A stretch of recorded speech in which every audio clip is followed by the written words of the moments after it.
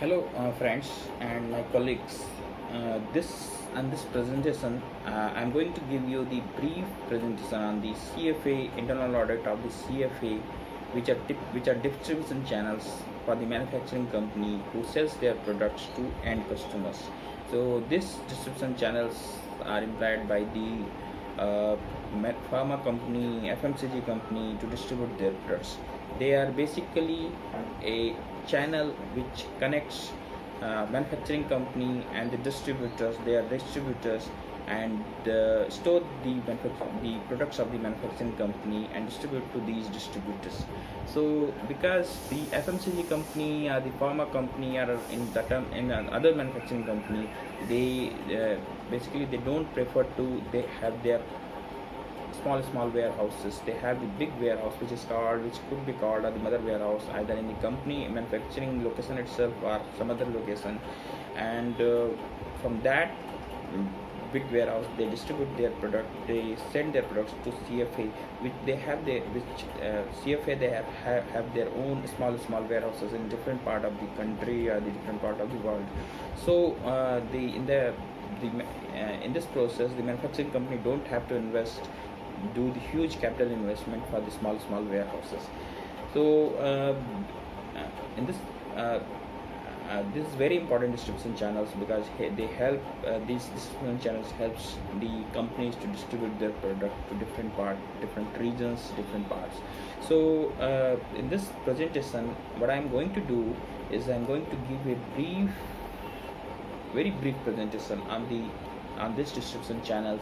And what I'm going to do is that I'm going to tell you that what are the risks involved in this distribution channels, what are the controls typically they have, and what are the audit steps we can do so that we can do a meaningful audit. This presentation will be I think this will be beneficial to the colleagues, professional colleagues, the chartered accountants, and also the other article trainee who do the CA related trainings, because when they go on for the audit, they can have a brief understand. They can have the understanding that how they are going to perform their work. So what we are going to do is and now I'm going to start my presentation. What are the things when you go into the CFA? So first and things is the infrastructure, how they have whether they have the good infrastructure for our company products, for safety of the company products, or safety of their staff. Also the inventory management, which is the very important part of our audit, will be our audit, because basically they store our inventory. Next, what we see that material management and dispatch differences are, so how they are efficient in our distributing our product, dispatching our product. So that things we are going to see. Another thing is that these distribution channels basically they cater to the sales force. Also they get the request from company headquarters, so how they are servicing their customers, these customers. So that we are going to see. And also their record management and the statutory compliances.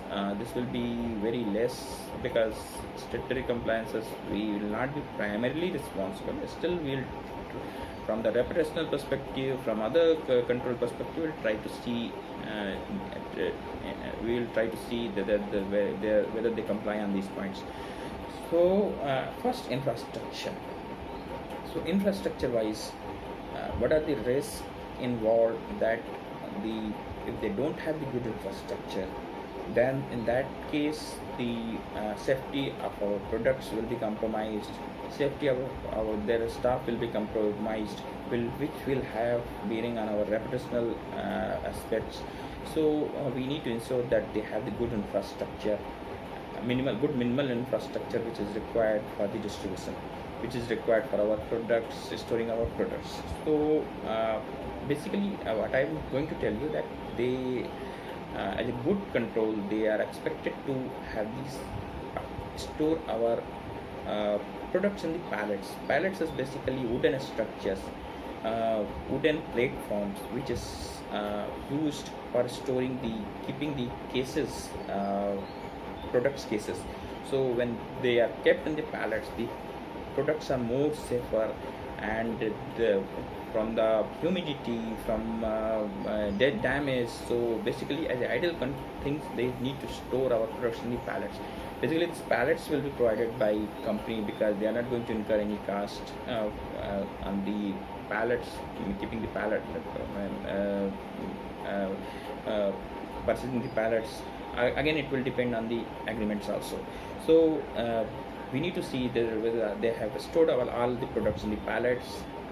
Flooring should be smooth, so that no person falls, or not cases when falls they are not damaged. Flooring, even in a smooth flooring, also the warehouse should have the enough fire protection. For example, it should have the fire exits, it should have the fire extinguishers which has been serviced and the servicing still has not expired. This should have the fire drills, mock drills for the fires, so that after staff is aware that when fire occurs what they are going to do. And marking on the floors should be for fire exits, there should be marking on the floors. Also, they should use the safety shoes, because it's from the safety of the stock perspective, and they can use that trolley for carrying, because in cases where it will be too high, so the safety trolley should be used.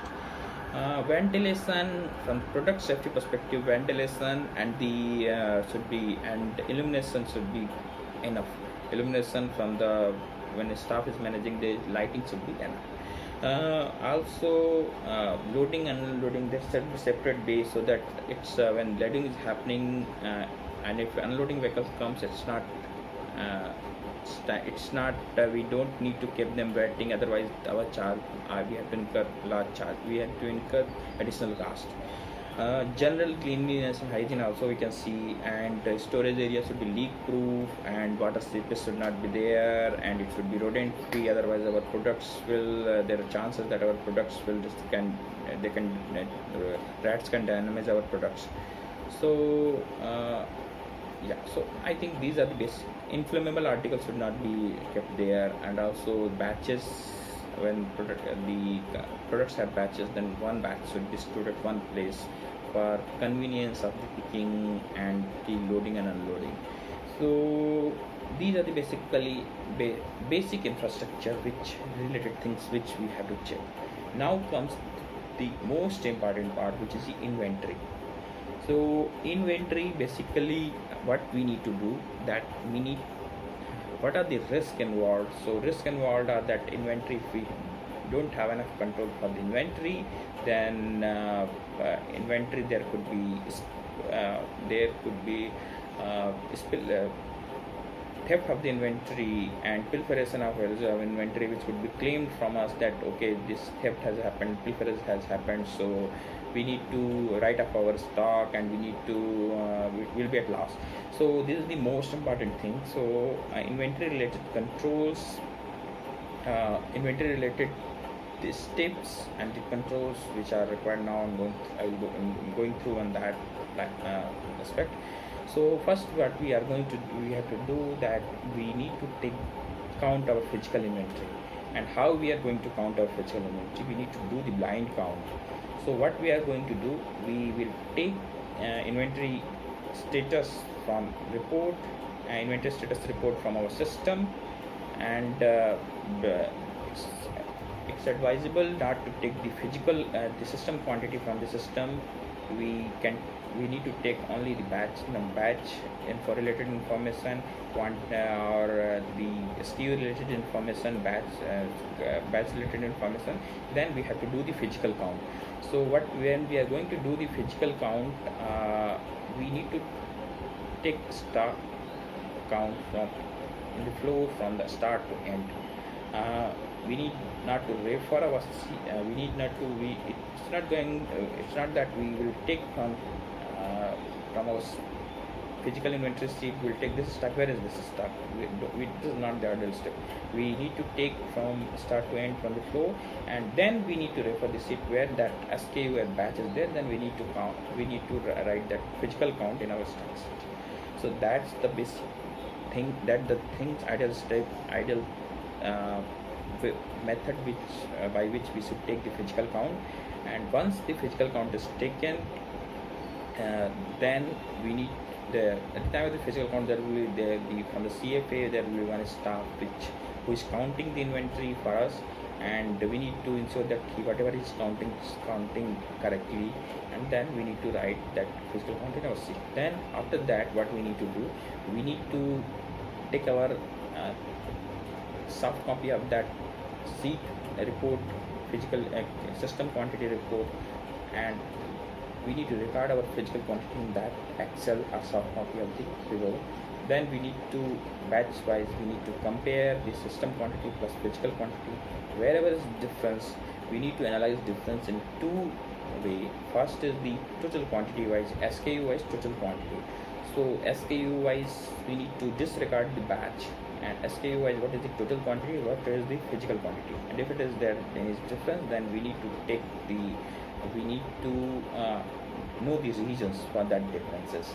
And differences, for example, then again one more thing, I will come to differences. What could be the reasons for the differences? Another thing is that we need to take the batch wise count. So batch wise, in one SKU will have the different batches. So when we are taking the batch wise count, then each batch will take the system quantity is there in this soft copy, and then we will need to record we have recorded the physical quantity. Then we should compare the batch wise. If any differences, then we need to take the regions for the differences. So regions for the differences, when we are checking the batch wise, then we can take, and that will be applicable for the SKU quantity wise differences also. Now comes to what could be the reasons for the differences. So reasons for the differences could be that any sales invoice they have prepared, but dispatch still has not been done. So that thing we need to take those sales invoices, and we need to record the quantity of the sales invoices against each batch, and we need to adjust that. So how we are going to adjust? System quantity will be less, so we need to add to the system quantity. Our physical quantity will be more, then we need to reduce the physical quantity. Basically, we need to add to the system quantity. We are not going to adjust our physical quantity. So system quantity we need to adjust. Other differences could be that we have already there is any goods tag which have been written up, but they have still not been removed from our warehouses. That could be the one differences. Other reasons, there could be many reasons for the differences. They have system quantity, they have adjusted system quantity. In some cases they might have done the dispatches, but they have not recorded as sales. On consignment basis, they might have done the dispatch, but they have not recorded their sales. So that things we need to adjust. So these are the reasons for the differences which we need to consider. So once we have adjusted our differences, then we need to do again tally the differences. There might be some reasons for the differences which are not acceptable. For example, they might have dispatched, but they have not prepared the sales invoices, which is not acceptable, which we have to report. There might be they have done sales but still not dispatched. Then we need to see that how many days dispatch was pending. If dispatch was pending for too many days, then that would be fine.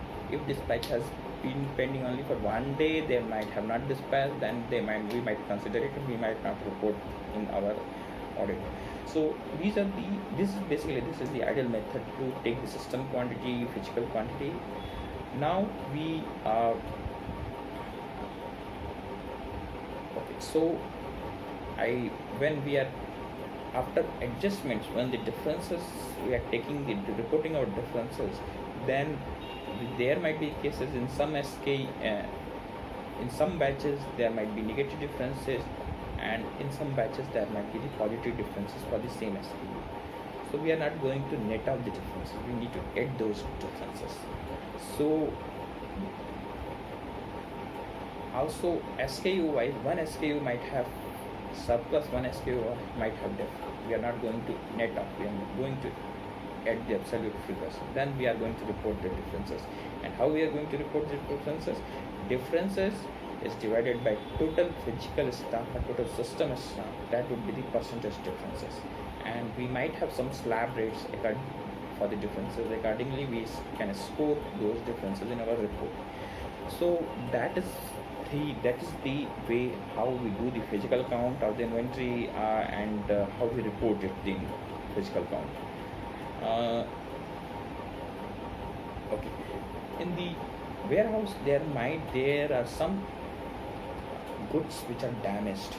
So generally it could happen that they might have transferred from the good stock to the damaged stock. So damaged stock, we need to take the separate count. Generally damage might have that they might have mixed up the damage, the batch wise tracking is not possible. Then we need to take the total SKU wise count for the damage, and we need to, the method will be the same, it will be damage stock counting, and we need to report our differences for the damage count also.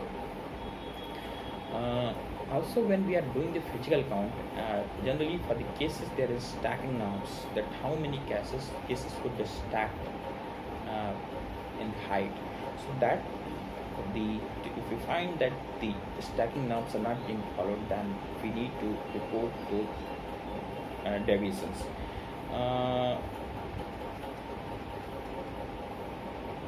Okay, another thing is that just to ensure that goods are not expired in the CFA, so they need to ensure that the goods which are in stock and which for the SKUs and which are manufactured first for that SKU should be dispatched first. So we need to find out whether the FMFO has been followed. So what we need to do is that we need to take the stock report, stock status and stock report. So we need to for some of the days we need to find out that what are the stock status on that day for each SKU and what the dispatch has been done. If any dispatch has been done which is for the batch which has been manufactured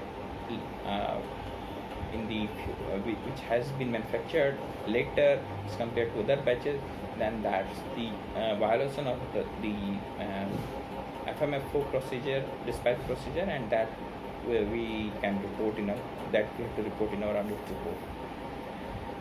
Also we can check that minimum stock level. So each CFA generally it's expected that minimum stock level will be defined on the basis of number of days of the sale, number of days on the basis of the sales, number of days sales.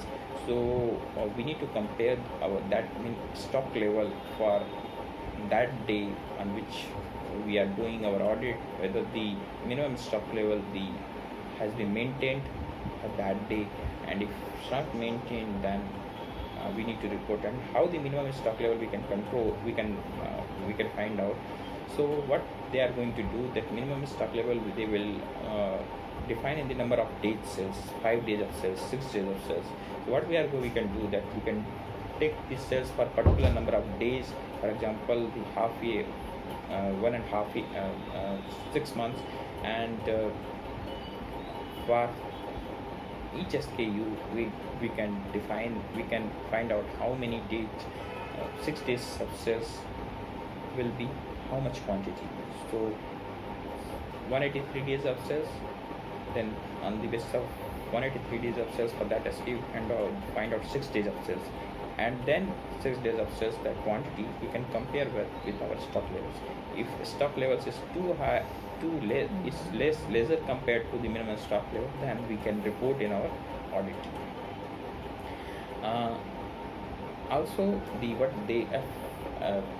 CFA do that if they have any scrap and damages goods, then and it's not redressable, they cannot be retraced, repaired, so they need to sell that damaged goods, or they need to destroy that damaged goods. So we need to find out what are the procedure for the damage, sale of the damaged goods, the how it can be assured that it's the redressable goods are not damaged, not sold out in the market, and they destroyed in the due course.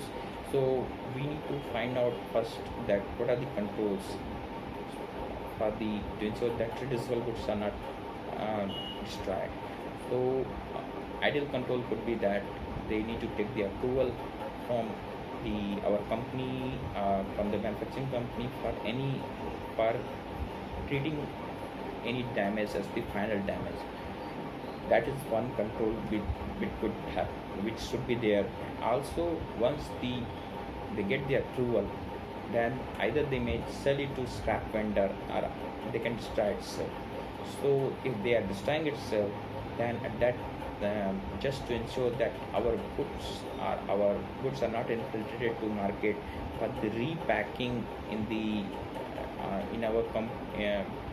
our which looks like our company packing, so that and selling in the market, that is called as a counterfeiting. So we need to ensure that at the time of the destruction, one person, our company person, should be there at the time of the destruction, and the destruction sheet is prepared. It's signed by the CFA resource, and it's also signed by our company resource. So, and that certificate should mention the date of destruction, how much quantity, and which of the batches has been destroyed. That is, if that destruction is only followed, there is no sale, then this, for any damage during the year, this certificate should be there.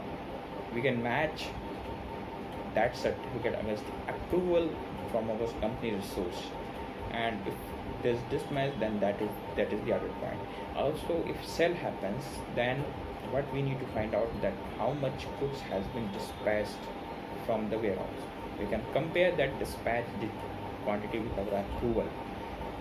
Also, once that dispatch has, what a scrap vendor they do, that they either they destroy the packaging, and if they opt for the sale of the sell out the our goods in the loose form, which is basically used for other purposes, some other purposes other than selling in the market. So we need to find out that our agreement has proper protection, so that counterfeiting is not done by the scrap vendor, or scrap vendor again does not sell it for the counterfeiting. Also, the some packaging, when agreement also has the provisions, scrap agreement with the scrap vendor also has the provisions for how they are going to damage that goods. So generally what will happen, that when they take those goods, then destroy the packaging, and they will, if they sell it, then they'll sell it. Then certificate should mention all these things, that this has been destroyed, this packaging has been destroyed, this packaging has been destroyed, and the goods have been, so much goods have been sold. So that certificate, generally it's advisable that our company resource should be there at the time of the destruction. If our CFA resource should be there, and if it's not there, then at least they should send the video and other things as a proof of the destruction. And also they need to mention in the destruction certificate that they have destroyed so much quantity of the goods, and they have sold so much quantity of the goods, and we need to compare that destruction certificate quantity against our dispatch quantity and approvals quantity from our company. So this is basically procedure. So thanks for this. Now in the next session, I'm going to take up the later part of this audit program, and thanks for joining this session. If you like this session, then please subscribe to my channel, and also like my videos, like and share my videos. Thanks.